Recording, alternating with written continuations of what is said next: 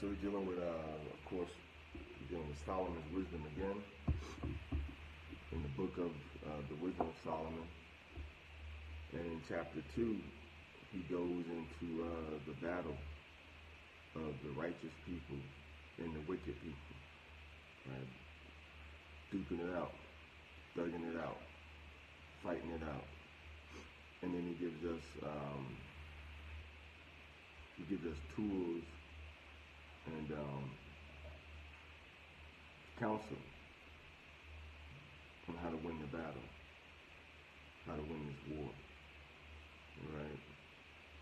Now remember, he starts out, Shalom, Shalom, he starts out with us by telling us we have to turn back to the Torah. That we have to obey the Torah, we have to walk in the Torah, we have to do what the Torah says we have to do. Okay? That's how he starts out in Wisdom of Solomon chapter 1. So basically, you have to be introspective in your life. You have to be introspective, and you have to know what it is that Yahweh is commanding us to do. Because you will face opposition spiritually. And I'm talking about the opposition within your own self, because anybody can come and say anything to you. But it's hard to convince you to do something that you don't want to do. It's much easier to convince you to do something that you want to do deep down inside. So that's why these deep down fears, these deep down temptations, they have to be killed. They have to be extinguished from your system. Shalom Daniela, Shalom Khana. You got to extinguish those desires, totally out of your system. Okay? You have to get it totally out of your system. And we face opposition spiritually, not to mention the physical opposition of people on the planet Earth, but within our own mind and our own spirit, there's a battle constantly going on. So in his second chapter of the Wisdom of Solomon, our King Solomon, right, he gives us the counsel and the advice on how to deal with these situations. Shalom, Rapayala, Shalom. So we're gonna jump right into it. This is Yom Shishi. This is the 6th day, and we know that the Shabbat is coming up in a few hours. It's going to be the Sabbath day, so we're not going to take up much time going into this. All right. We're going to just give you the understanding. Now we got 24 verses. All right, we got 24 verses. So we're going to start with verse 1. Now remember, when you read these verses, you can't read these verses in the sense of, it's just an example. Now, these are real verses that people in spirits actually try to do. These are things that actually happen in our lives. All right, you have to take these words off the page. You have to take these words off the page and realize that these words are real and active in your life. These words are experiences that Solomon is warning us about, because he knows that they will pass in front of all men, all women. So as a king, he's preparing his subjects to do battle. But the battle is internal, and the battle is mental. It's a battle of your heart to help you make it through those lonely times when it's only you. Because some things you have to do for yourself. All of the advice and counsel in the world will not help you. And guess what? Sometimes you will make the wrong decision. But you have to get up and correct that wrong decision and move forward. Because wisdom tells us that she will walk with us, in the crooked paths. And if we trust in her counsel, if we trust in her, it says that she will return unto us the straight path. And that's where we want to be. We want to be back on that straight path, the path that doesn't have as much temptation, it doesn't have as much challenges where the wrong decision could cost us our soul. And the only way to do that is you have to face these battles and challenges initially head on. You can't hide from wisdom. You can't hide from going through that fire. A lot of us want to hide going through the fire.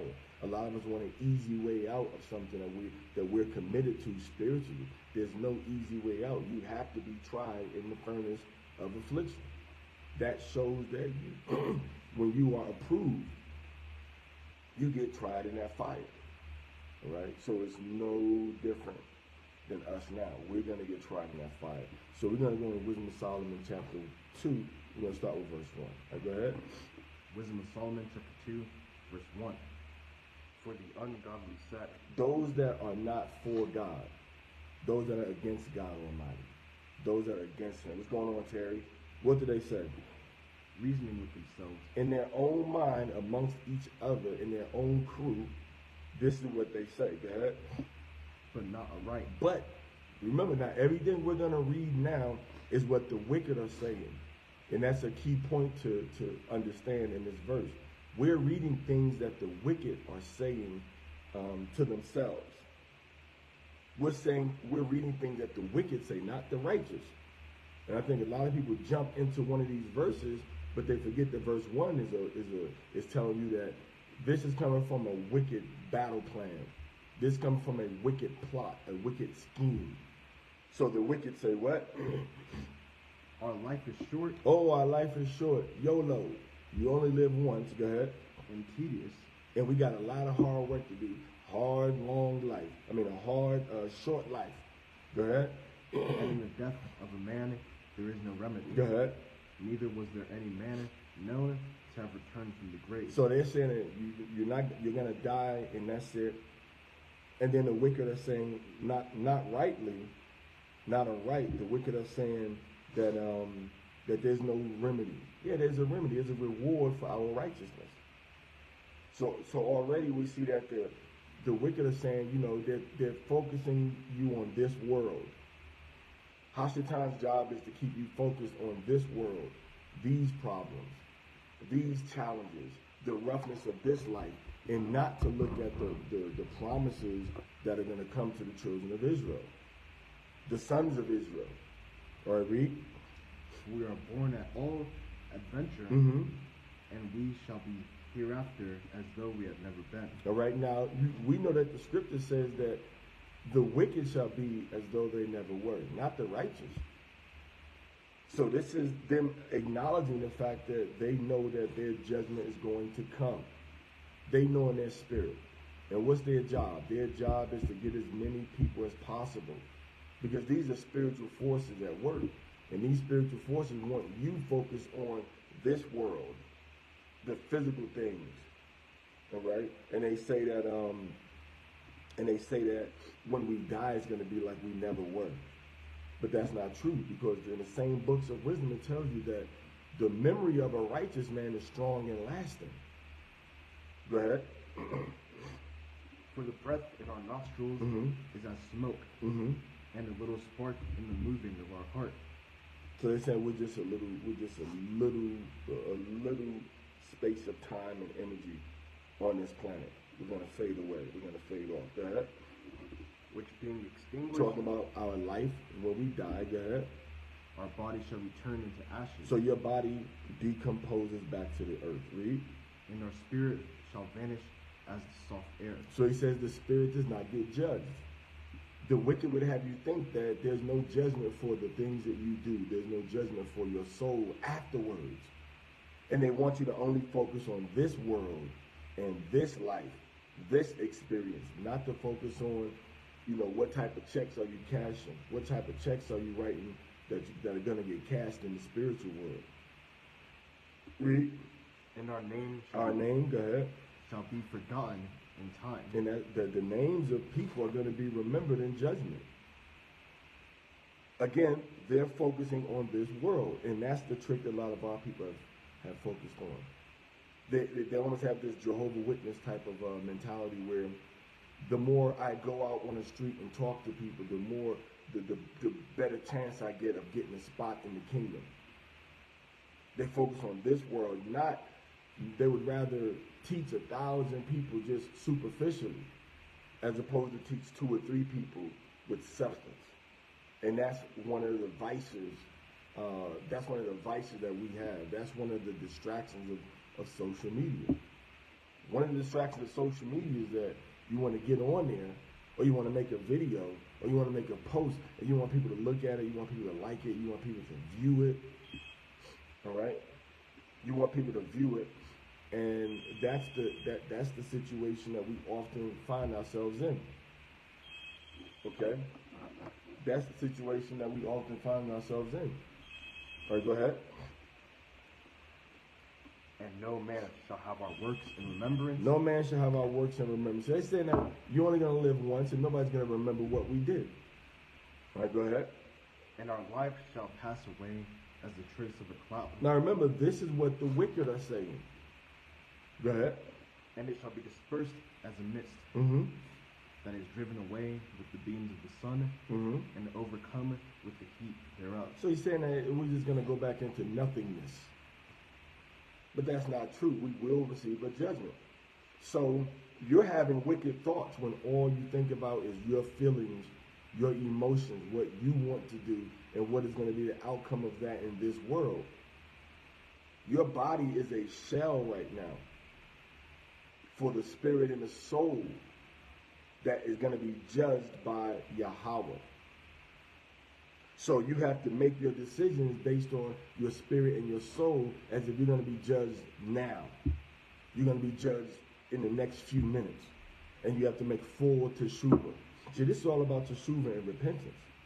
All right? This is all about you straightening yourself up, doing the right thing. Shalom, Eli. All right, go ahead. Wisdom of Solomon, chapter 2. Call your verse. Wisdom of Solomon, chapter 2, verse 5. Go ahead. For our time is a very shadow that passeth away, and after our end there is no return. There's no resurrection. This is what the wicked are thinking to themselves. There's not going to be no resurrection of the dead. There's not going to be no judgment for what I've done on the planet Earth. And a lot of us have convinced ourselves that we're not going to receive any judgment. And if we do receive a judgment, we're going to be judged by a different standard.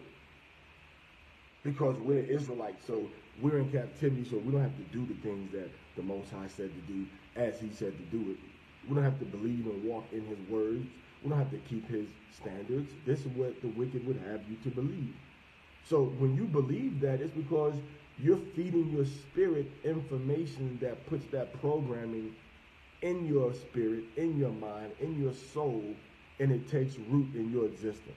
And you start to actually believe and think about those things. You start to focus on your feelings and how you feel when you look at something, when you read something, when you think something, as opposed to focusing on what seed is this planting that's going to, what seed is this planting, and what judgment will it bring for me.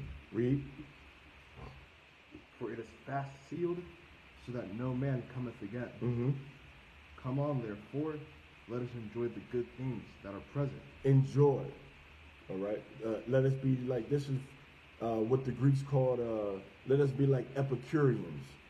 Let us do the things that bring us joy and pleasure. All right. Let us do the things that bring us joy and pleasure. And then I'm going to tell you something, because you will get thrown off course listening to the wicked counsel of the world. Because the Bible tells us, do not give you good, all right? Do not give you evil for good. Do not give you evil for evil. The scriptures tell us that if in the Proverbs it tells us, Shalom Kodash Malak, if our enemy is hungry. In the Proverbs, if our enemy is hungry, if our enemy is thirsty, it says give them some food, give them some water. But the wicked say what? The wicked say, nah, 2024, I'm matching energy. Ain't that what they say? I'm matching energy. Nah, that ain't what the scriptures say. See how easy you can get thrown off? Well, she or he is ignoring or not talking to or doing this to me, so I'm gonna give them what I'm gonna make sure they reap what they sow. You see that? So your whole mindset is being influenced by people of the world. And again, right now you can follow the teaching right now on Facebook, or you can follow it on Clubhouse. But wherever you following it, go ahead and share it, because we need more Israelites to be understanding wisdom and how to walk in wisdom. So go ahead and share this, on your pages, or share it on both platforms if you can. Share it on share it to your page on Facebook, and share it with your friends on Facebook and with your friends on Clubhouse also. All right. So you have to be focused on what is the judgment that's going to come upon you. But they're telling you, nah, just, match energy. Nah, the scriptures don't tell you to match energy, man. The scriptures tell you to always stay higher. What if the Most High matches your energy? You don't want that. You know the thoughts that you have. You know when you fall short, you want him to match that energy? No. So in order for you to be God-like, you have to imitate some of the characteristics of God, Yahweh, that are difficult for your lower existence, for your base existence. So you want to move to a higher existence, you got to push through the negative emotions, man. You got to push, and you got to bite the bullet. You got to make your bed that you laid in. All right? You got to move in a way to where all you're doing is planting life in people. Now, sometimes you may have to come down hard with a hammer, because the rod is for the fool's back. But it's not out of hate or love, or it's not out of hate, it's out of love. And it's not a hateful spirit. And it's not giving evil for evil. Read. And let us speedily use the creatures like as in youth. Let us use the creatures as in the youth. All right? Let us just be destructive and deceptive and short-winded, and let us just do what's good for us, like children do. I want this, I want that. A child doesn't say, well, you didn't give my sister, you didn't give my brother this banana. You only gave me one, and I'm sad about that. No, they sad because they didn't get one and everybody else got one. All right? Go ahead. Let us fill ourselves with costly wine. Let us get a lot of wine. Now this goes into the reveling, becoming drunks and alcoholics, and distracting yourself with vices, distracting yourself with substances of this world that are created to destroy your mind and your spirit. So let us fill ourselves with costly wine. Let us get the VSOP. Let us get some Hennessy. Let us get some Moet, or Moet, as we say, right? Let us get some Moet. Let us just worry about, let's get alcohol in our system. Shalom, Kana. Go ahead. And ointments. And ointment, man. Let us. I need some, I need that black by Armani. All right. I need that. I need that new joint that's coming out. You smell good, but how does your inside? How's your spirit smell? All right? Go ahead. And let no flower of the spring pass by us. Let us sit back, sometimes you got to sit back and what? You got to sit back and smell the roses. Isn't that what they say? Let us enjoy, what is that talking about?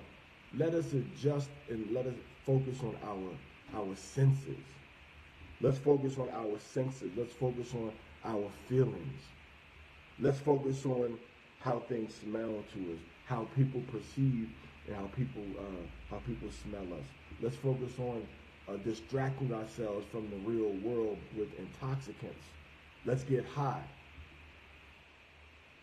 Let's get high on something. This is what it's saying. Let's get high. And let's get some cologne. Let's get some good perfume. And let's just window shop. Let's just smell all the flowers and stuff. Let us focus on our senses. Again, before the Epicureans existed, King Solomon is writing about people that are going to live simply for the enjoyment of their senses. And a lot of our people are simply living to make money, to pay to exist. And that's not in existence. Some of us are living just to pay bills, so that we can have a little spare time to do stuff sometimes. All right? So you have to focus on the big picture. Your spirit will get judged by Yahweh. And the only way to avoid a wicked judgment, a bad judgment, is to calibrate your spirit according to wisdom. Torah, remember, is an expression of wisdom. Okay, read. Let us crown ourselves with rosebuds. Let us crown ourselves with rosebuds. Right? Petals of roses, buds of roses. Let us take these fine, small things and let people look at us and be amazed at what we have going on. All right? This is the mindset that a lot of people have. And Solomon is warning us against this mindset. Read. Before they be withered. Before they be withered. Let us get it while the getting is good. Let us enjoy this aspect of life. So what happens? You move, when that fades away, you move to the next fad. You see? Let us get these rosebuds before they wither. And what happens when they wither? Move to the next rosebuds. Move on to the next thing. So wisdom is warning us, don't just follow a fad and trend and fad. Be firm in how you are. I don't follow fads and trends. I'm fly enough to create a fad and trend for myself based on what I read in the scriptures and what I see in the archaeology. I don't gotta follow what nobody else is doing or saying. I'm not wearing no apron. All right, I'm not a mason. I'm not going out there. I'm not a carpenter. I'm not wearing a apron around my front and around my back like I see in Egyptian archaeology. But people want a quick way to make money, and they promote it as if, oh, this is Israelite culture. And they say this. No, it's not. Show me one Israelite culture where somebody's wearing an apron over a pair of pants. It's a quick way to make money. It's easy to do. You just tie it around, and people will buy it. It's a loincloth. That's what it is. It's a modern loincloth. And we told the brothers that's trying to sell and promote that stuff, no, don't do that. You see that? Because that's not our culture. So we have to look at the permanency and the durability of what we practice. We don't follow these trends and we don't follow the fashion of this world because that's going to fade away. Okay? All right, again, if you want, go ahead and share this so more people can understand what we need to do and can fight against temptation. All right, share it on Facebook, share it on Clubhouse. All right, so we can spread the word around. I'm one person trying to share this information, but if you pitch in, a lot more people can hear it. All right, so if you want Clubhouse, go to Facebook, go to my page real quick, and share it onto your page. Unless you don't like me like that, unless we ain't cool like that. All right, I see you sharing a whole bunch of other videos on your little pages on social media. Share this. Share this. What's the problem with sharing this? You share worldly people giving advice that you think is good, or you share the advice of people that don't even keep the Torah like they're supposed to. So share this too.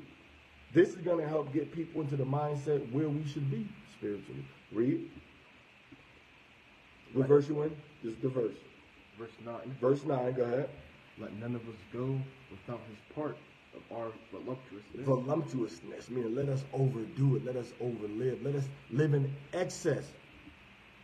All right, let us live in excess. Let us live in excess and also let us live beyond our means. And we know that's a hobby of Israelite people, living beyond their means.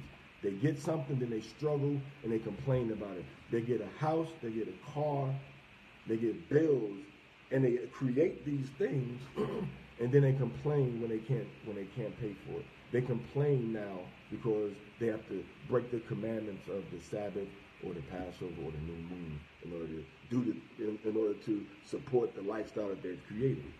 All right, read. Let us leave tokens of our joyfulness in every place. Let us leave tokens of our joyfulness in every place. Let us leave a record. Let us leave a remnant. Let me like this. Tokens of our joyfulness. All right. What are the wicked tokens of joyfulness? All right. These are going to be your videos that get made. Okay. These are going to be designer drugs like heroin and crack that get stamped with a certain mark to show that this is our token of the wickedness that we're presenting and that we're leaving on the earth. All right, tokens of our joyfulness, which is not a righteous joyfulness. All right, which is not a righteous joyfulness. All right, you see the marks and the symbols and the signs and the emblems of all these different people doing things. You know, well, this is something they're promoting for others to do. All right, go ahead. For this is our portion, and our lot is this. So they say this is our portion, to just enjoy life. And the wicked way will seduce you because this is what they're doing. They will seduce you because you're watching what they're doing, how they enjoy, not really, but how they think that they're enjoying the life that they've created for themselves and wickedness. And you'll try to imitate them, and you'll envy them. And then you'll try to do the same that they're doing, and you're going to get the same reward, which is going to be death, spiritual and physical. Read. Verse 10. Let us oppress the poor righteous man. Now we get to you. Let us oppress the poor righteous man, or, if you will, the poor righteous teacher. The poor righteous man. The man that doesn't have the resources, because white people call everything poor. If you can't stop working for the rest of your life and live, they call that poor. What we call poor is not what they call poor. We call having a $200,000, $300,000 job not being poor, but in actuality, it is. Because everything you need or want is dependent upon somebody else. And you may have a house that costs $200,000, $300,000. That's 1 year. And then the next year, you're going to have something else you're going to have to do with that money. So he said, let us oppress the poor righteous teacher, the poor righteous man. You see that? So now everything that we've read about is about them enjoying life. But now we see how the spirit of evilness creeps in and shows you what is the purpose of them doing all of these things. It's to increase your oppression, man. That's why you see what's going on all of the cable networks, on all of the social media platforms. Ultimately, they're being used to bring you into a level of wickedness and to tolerate wickedness. I mean, I love Shannon Sharp and I love Cat Williams, but if them two brothers ain't effeminate, I don't know who is. I'm not saying but the scriptures don't even talk about you being gay. As you know, we know that's a problem, but the scripture says if you effeminate, you won't inherit the kingdom. If you effeminate, you won't inherit the kingdom. That's what the scriptures tell us. All right, so this man, both of them brothers is effeminate. Shannon Sharp wearing clothes like he's 3 years old. He got on a two-piece set like he's 2 years old, tight everywhere. And Cat Williams with his hand gestures. Again, I love the brothers, but what's the subconscious programming for your sons? Your sons will think, oh, it's cool for me to dress with a tight sweatsuit looking outfit on. It's cool for me to sit there and wave my hands and flap my wrist because I'm not gay, but these mannerisms are okay. That's what you're being taught. That's what you're being taught. The transgender agenda. With Joe Biden passing laws and protecting everything, right? So my point is that the wicked are giving you resources, stimulation, and subconscious programming to oppress your spirit. To oppress your spirit. Not to just oppress you physically, but to oppress your spirit, to oppress your mind. And that's what the whole social media platform, I have to admit, you have to admit to yourself that since social media was created, the more popular social media becomes, the more you put your attention and your focus there and away from other things. Ediles, shalom, shalom, Adiles, Marinas Vasquez, shalom. All right, so you put your focus on that. Q the Jew. So you're putting your focus on the wrong thing. Because your mind is being oppressed, man. It's a battle for your soul. Read. Let us not spare the widow. Let us not spare the widow, the woman that lost her son. Let's take her house. The woman that lost her husband. Let's take her house. Don't spare that widow. Take what she has. Read. Nor reverence the ancient gray hairs of the age. Nor reverence the ancient gray hairs of the age. What do we do with the old? We put them in the center. The older people have experiences that can help you in life. But society, American society, does not promote you to cherish that experience from that older person. American society encourages you not to reverence that person. The gray hairs on their head, oh, they're not nothing. The youth. All right? People say, oh, the children are the future. No, they really aren't. The children are not the future. The past is the future. You understand what I'm saying? He that has ears to hear, let him hear. Those that give the direction to the youth, that give the resources to the youth, those that give the resources and the information, the knowledge and the wisdom to become greater, they are the ones that are molding the future for righteousness. So you have to mold the future for righteousness' sake, man. The children are, you can say the children are the future, and I can understand what you mean, but what future are they going into? What's the path that's being set? What's the path that's being set? What are the things that's being programmed into their spirit? Because 20 years ago, you would never see somebody in a school or somebody in a movie just promoting homosexual relationships, or a man thinking he's a woman and a woman thinking he's a man, what they call transgender. You would never see that 20 years ago, but now it's commonplace because they want that wickedness to multiply against the righteous. Those that have a chance to be righteous, they want to pull that opportunity away from you and make you go into a wicked way. Read. Let our strength be the jaw of justice. Let our strength be the what? The law of justice. So let our strength be the law of justice, meaning what we have power in our hands to do, that's what we're going to do. Whoever got the most money, whoever got the most influence, they're going to make the rules of the game. And you're going to be a player in the game, and you can win or you can lose. I'm here to give you the resources that you need to win this game, to win this interaction in this life. But sometimes it takes us coming together to win. And most people are not willing to do that. That's why they're going to lose. And that's why they're in the position that they're in now. Had our mothers and our fathers and our uncles and our aunts got together with the resources that they had and build those resources physically and prepared us spiritually, we would not be in a position where we are now. So what are you going to do?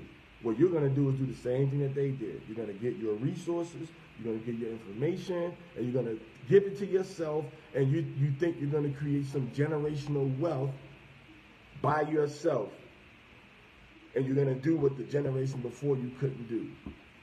I mean, black people talk about this generational wealth, but I don't see nobody passing nobody nothing. All right? What good does it do for one person in a generation to be doing better than other people in that generation? It does nothing. The Bible is about collectivity. The Bible is about unity together and moving forward. Read.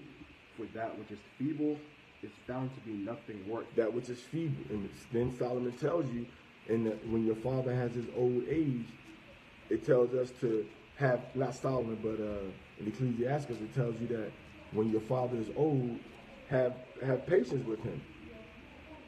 Have patience with him and don't judge him harshly, in his later years. To be patient with him. This is what wisdom tells us. All right? In the Ecclesiastes chapter 3. It says, help your father in his age and grieve him not as long as he liveth. If his understanding fail, have patience with him and despise him not when thou art in thy full strength. The relieving of thy father shall not be forgotten. So this is what the Bible tells us we have to do with older people. You see that? So, but we say, oh, they're feeble, they're not worth nothing. Let's just throw them away and hide them someplace. This is what the society teaches you. But the Bible tells you to be patient when they lose their understanding. Oh, go ahead. Therefore, let us lie in wait for the righteous. Now, Solomon warns us about this exact same thing in the Proverbs. chapter 1. He warns us about the wicked that are going to lie in wait for the righteous, meaning let us plot against them. Let us wait for that opportunity.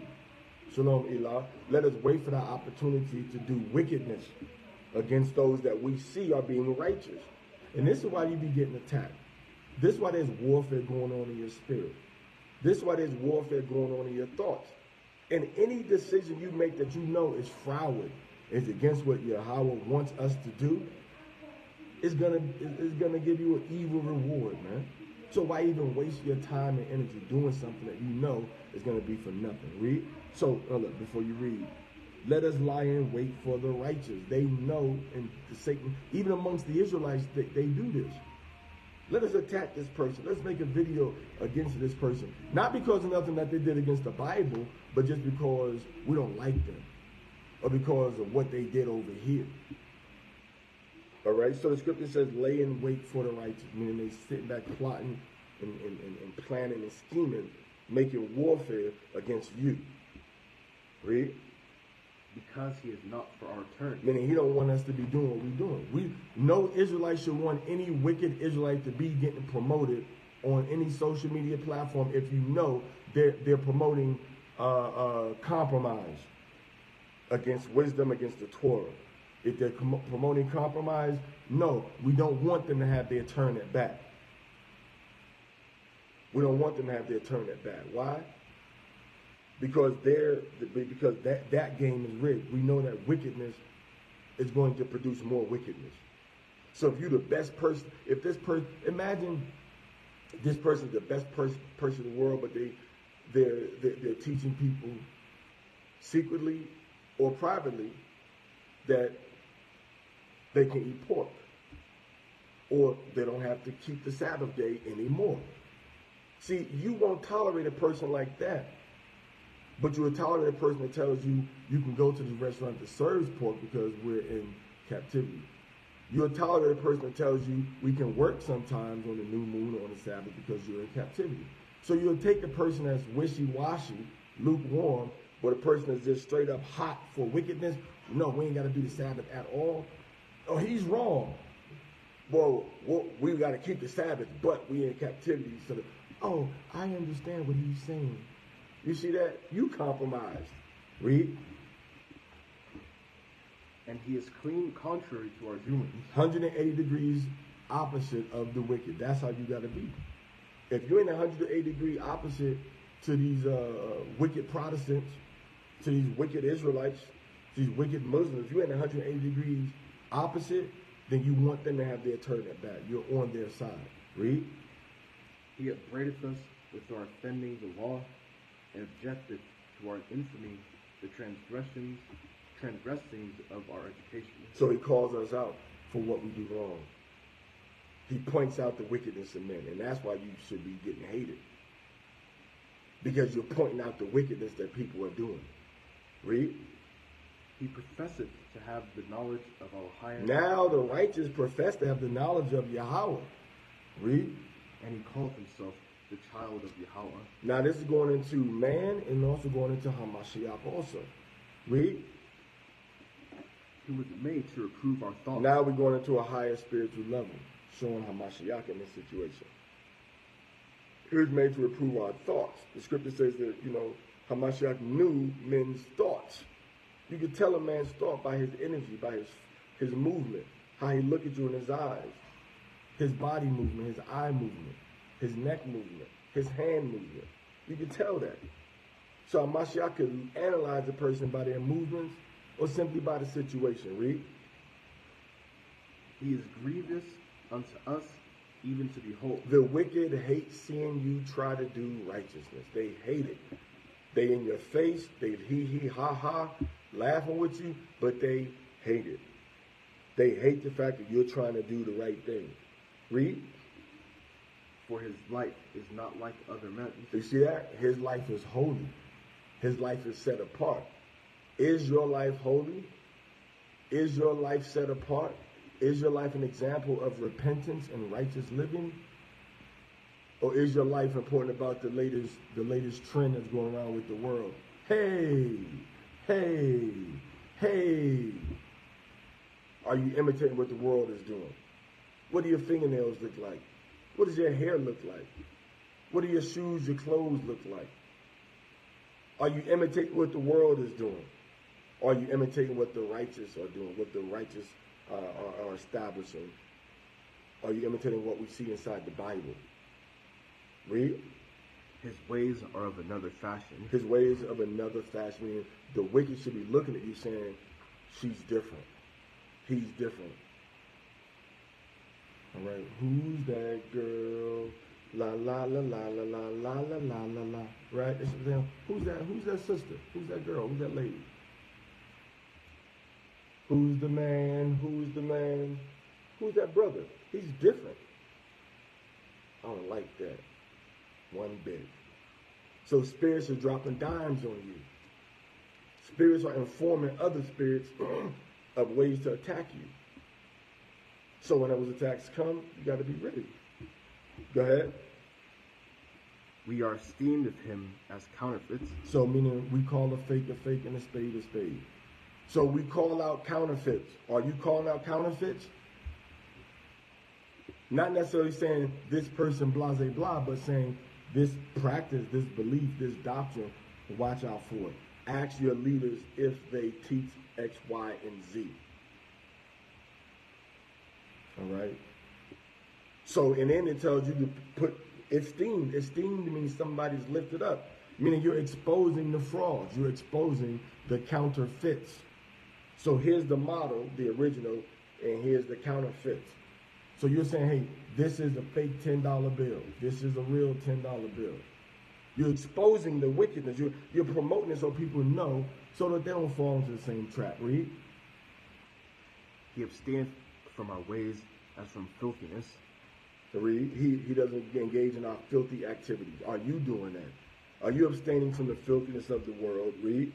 He pronounceth the end of the just to be blessed. The end of the just is going to be blessed. Go ahead. And maketh his boast that Allah higher is his father. Now it's going into Hamashiach. Now it's going into King Solomon said the same thing. That the Most High was his father. Yahweh told David that your son is going to be my son. I'm going to be his father. Read. Let us see if his words be true. Let us see if he's really the friend of Yahweh. He trusted in Yahweh, now let him deliver himself. That's going into Psalms chapter 22. Read.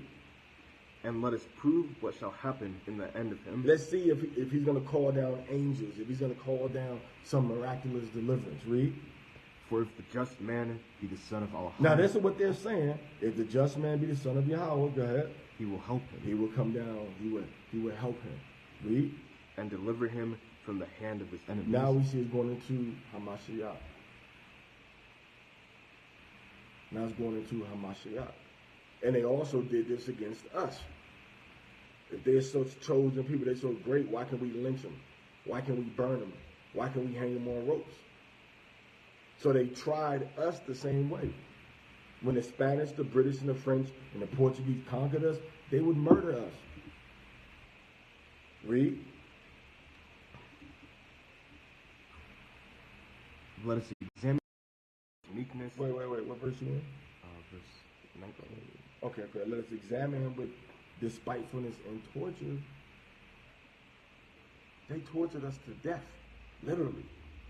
The so-called white man he's just an evil demon. How did he torture our ancestors? They have books about it. They used to take Israelite people, Native American people, and black people, and they used to kill us. In the same way how you kill a cow, take his skin, and you dry it and make shoes out of it, they did our ancestors the same way. They made bags out of our skin. They made shoes out of our skin. Read. That is torture. Burned us alive. Read. That we may know his meekness and prove his patience. Prove that this person is meek and patient. Now this ain't going into us no more. This going into, let us see if he's going to crack under pressure. And it could be talking about you in a sense of an experience in this world, but not unto death. Do this to him, do that to him. And all of a sudden, You just break out and you just go, you just scream on everybody all of a sudden. I'm rendering evil for evil against everybody. You see that? So he's saying, let's try this person. So as it happens on a higher level, it happens on a lower level also. Hashatan will come to you and try you. People cutting you off in traffic. This is all spiritual also. Remember, this is spiritual, not only physical. People cut you off in traffic to make you upset. They will bump into you while they're walking to make you upset, to make you get into your flesh, to bring you down to a base level of thinking. Base level of thinking. All right, go ahead. Let us condemn him with the shameful death. Let us destroy him.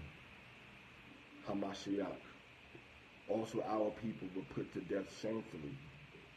The so-called, the indigenous people, the original people of the Americas, and the blacks that came into the Americas were tortured to death shamefully. Had their private parts cut off. Had their arms cut off. Had their bodies sawed in half and then fed to dogs. Read. For by his own saying, he shall be respected. So this is, again, the words of the mouth. Read. Such things they did imagine and were deceived. They imagined and were deceived because they think that they're going to do this wickedness to us. And instead of repenting and using our examples as motivation to repent, they use it as motivation to commit evil against us. They took our kindness as an opportunity, our humility as an opportunity, our righteous living as an opportunity to wage war against us and to destroy our spirits. So if you don't understand what's going on spiritually, you'll fall for the plot that's been laid out for you to fall in. Everything is a trap that the wicked do against us. And you will fall into the trap if you're not focused on the fact that this is a spiritual warfare. This is not you against your boss. This is not you against your co-workers. This is not you against your cousins and your aunt. This is you against spiritual wickedness in high places.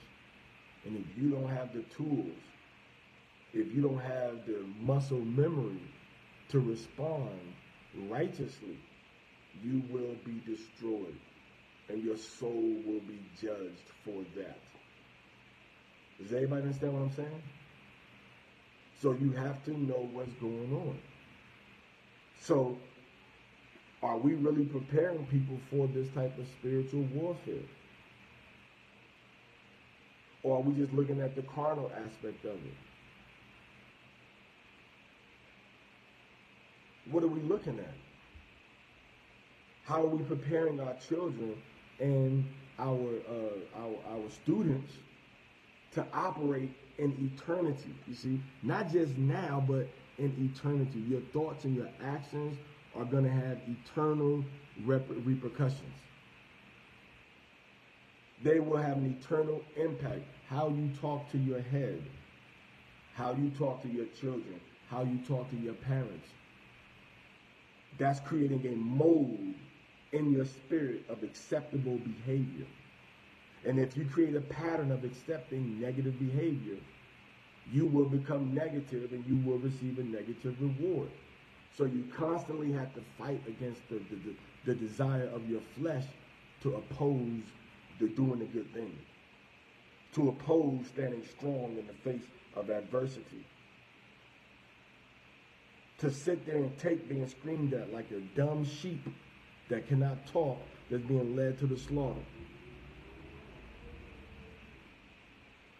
And that strengthens your spirit because you're not fighting the battle for today and how you feel. You're fighting the battle for tomorrow and eternity and the reward that you're going to get. And that reward is going to be determined by your responses to different thoughts, to different emotions and feelings, to different outside stimuli, and internal stimuli also. Read.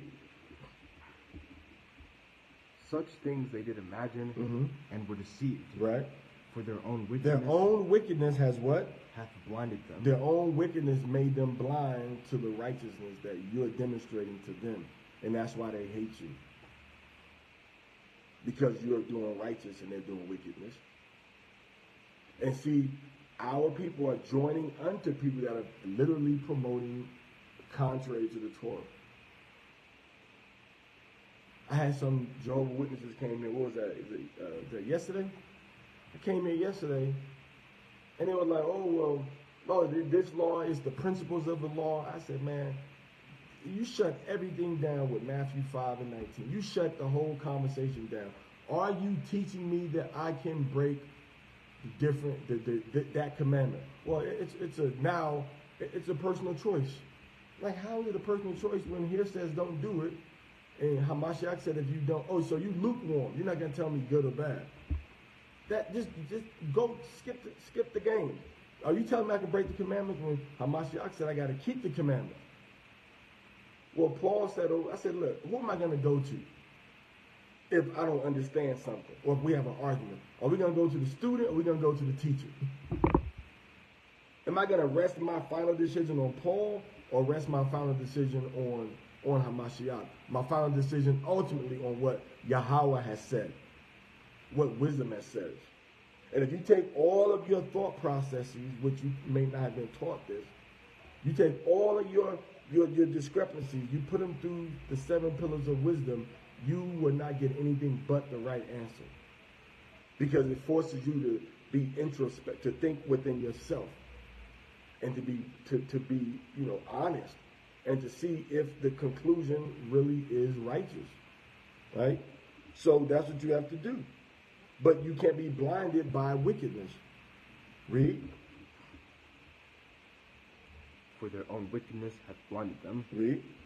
As for the mysteries of Allahayim, you can only understand the mysteries of Yahweh through wisdom. Scriptures tell you that in so many places. You can only understand the mystery of Yahweh through wisdom. So if you got this big, wonderful breakdown, it ain't true unless you got to understand the wisdom. You did that yourself through studying and getting some type of concordance and stuff. And that doesn't mean that it's true. Just because the scriptures say the same thing, got the same word, and it makes sense to you and everybody else, don't make it true. If that was the case, you wouldn't have thousands of different churches, denominations, and religions that disagree with each other if it was that simple. But Israelites seem to think that, they got a breakdown, they got 20 verses to say that, so it must be true. Every church on the planet believes that.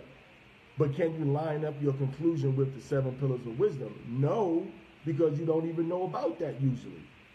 But you can learn about it. Read. They knew them not. Neither hoped they for the wages of righteousness. The wages of righteousness is life. The wages of sin is death. See that? The wages of sin is death. The wages of righteousness, they're not hoping for because they're not doing righteousness. They don't want to know the mysteries of Yahweh. They want to know the mysteries of Satan, the mysteries of psychology on how to manipulate people into doing wickedness so that they're not alone in their wicked judgment. Read. Nor discern a reward for blameless souls. For Allah created man to be immortal. Yahweh created man to be immortal. Go ahead. And made him to be an image of his own eternity. Read. An image, a reflection of his own eternity. Perpetual existence. That's why the last covenant we go into is going to be the eternal covenant. Read. Nevertheless, through envy of the devil came death into the world. Because Adam wanted to be like Hashatan. Eve wanted to be like Hashatan. What Hashatan was telling her, she soaked up the game and she spit the game to Adam. She wanted the same thing that Hashatan told her about. And she followed after his counsel. And now death comes into the world. Go ahead. And they that do hold of his side. And they that do hold of his side. Those that are holding on to the side of the devil. They do what? And they that hold to his side do find it. They find death. That's going to be their reward. All right. That's going to be their reward. So this is the understanding you have to have. Everything is a battle between the righteous and the wicked. It's a, all right. So so right now what we're gonna do is if there's any questions or comments on Facebook, go ahead and ask them. Just Facebook for right now. And if not, we're going to shut down the Facebook. We're going to continue for about maybe 5 minutes more on Clubhouse. Right. But go ahead and spread this around. You're not in this battle alone. Yahweh have given us the tools and the resources to beat the battle. You just got to read in the book of Proverbs, read in the Wisdom of Solomon. So Wisdom of Solomon gives you an intimate understanding of wisdom herself. And then Proverbs gives you the different prescriptions for spiritual sicknesses that you'll see in yourself and in other people. Okay? So we're here for you to help you, navigate through these situations. And not only this, one of the higher manifestations of you walking in wisdom is the healing of sickness in your body. The changing of situations that seem unchangeable. Shalom Lakah, Manatazak. The changing of situations that seem to be unchangeable. That's one of the higher manifestations of you applying wisdom to a situation is sickness leaving, finances changing, your comprehension, your understanding, and your wisdom rising in order to have information to help other people walk more righteously. Okay? To help other people walk more righteously. Not just counsel or advice on the pages of the book, but actually moving in this direction that leads unto life, that leads unto miracles, that leads unto changes occurring in your life, that wipes sicknesses out of bodies, that restores physical homeostasis when something's out of whack in your body. That's the level that we see, the men in the scriptures were on, all throughout the scriptures. Right? We see Elijah laying on a person, a young boy, and that young boy coming back to life. Now, not saying we can get onto that level, but the sicknesses that befall us, we can definitely address through wisdom, but it takes a dedicated path to be walked upon in wisdom to see the outcome, to see those results. Okay. All right, everybody. So again, we're going to sign off of Facebook now, and we're going to continue on Clubhouse for about 5 more minutes. All right. So Yahweh bless and protect all of you all on Facebook. Join us on Clubhouse. You're welcome. All right. Most High be with you. All right, shalom.